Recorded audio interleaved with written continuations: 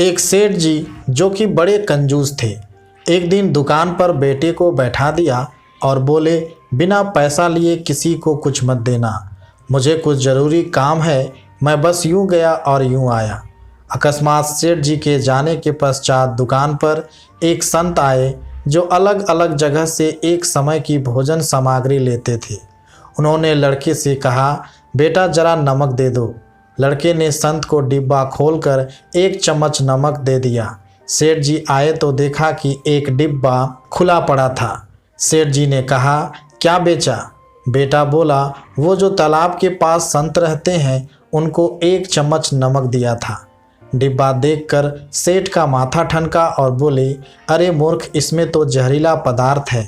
अब सेठ जी भागकर संत जी के पास गए।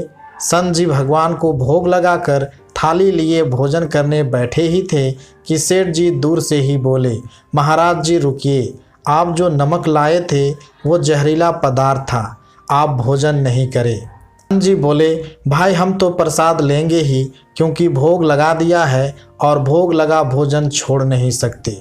हाँ, अगर भोग नहीं लगता तो भोजन नहीं करते और भोजन शुरू कर दिया।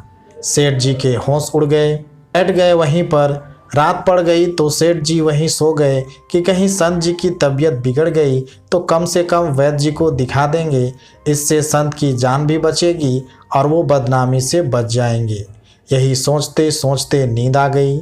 सुबह सेठ जी ने देखा कि संत जी सुबह जल्दी ही उठ गए और नदी में स्नान करके स्वस्थ दशा में आ रहे हैं।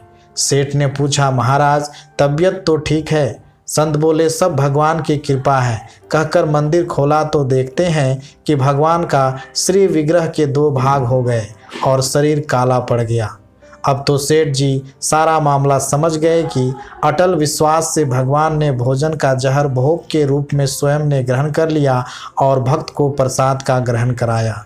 सेठ जी ने आज घर आकर बेटे को घर दुकान संभलवा दी और स्वयं भक्ति करने संत की शरण चले गए। दोस्तों, इस कहानी से हमें यह शिक्षा मिलती है कि भगवान को निवेदन करके भोग लगा करके ही भोजन करें, भोजन अमृत बन जाता है। भगवान खुद विष पी सकते हैं मगर भक्तों को प्रसाद स्वरूप अमृत पान ही कराते हैं। धन्यवाद।